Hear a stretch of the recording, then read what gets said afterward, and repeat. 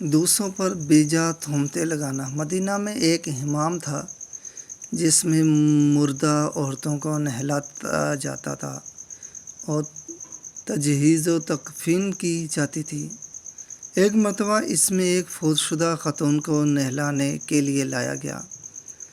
غسل دیا جا رہا تھا کہ ایک عورت نے اس مردہ خاتون کو برا بھلا کہتے ہوئے کہا، "تو بدکار ہے"، اور اس کی کمر سے نیچے ایک تھپڑ مارا۔ برا بھلا کہنے والی اور مردہ خاتون کو مارنے والی عورت کا ہاتھ جہاں اس نے مارا تھا مستقل چپک گیا۔ عورتوں نے بہت کوشش کی، تدبیر کی، لیکن ہاتھ الگ نہیں ہوا۔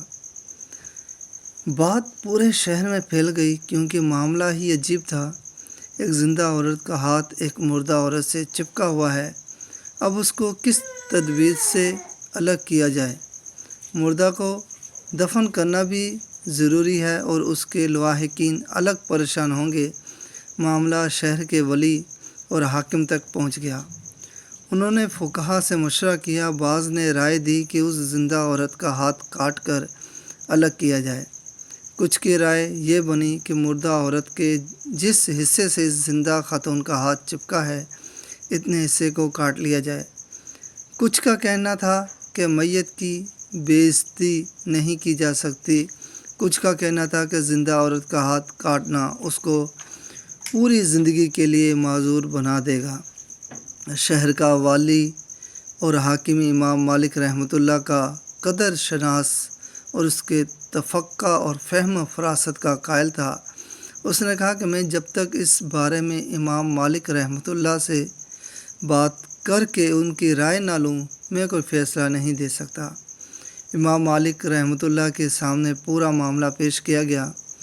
انہوں نے سن کر فرمایا، نہ زندہ خاتون کا ہاتھ کاٹا جائے اور نہ مردہ عورت کے جسم کا کوئی حصہ الگ کیا جائے۔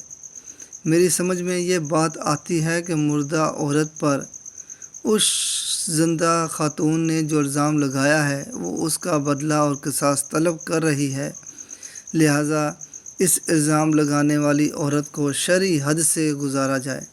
چنانچہ شرعی حد جو تہمت لگانے کی ہے یعنی 80 کوڑے مارنے شروع کیے گئے۔ 1، 2، 10، 20، 50، 60، 70 بلکہ 79 کوڑوں تک اس زندہ خاتون کا ہاتھ مردہ عورت کے جسم کے کمر کے نیچے حصے سے چپکا رہا۔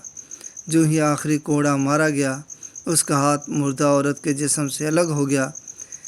یقیناً اس واقعے میں دوسروں پر بیجا تہمتیں لگانے والوں کے لیے بہت بڑی عبرت موجود ہے۔ اللہ سبحانہ و تعالی ہم سب کو اس گناہ کے شر سے اپنی پناہ میں رحمت عطا فرمائے، آمین۔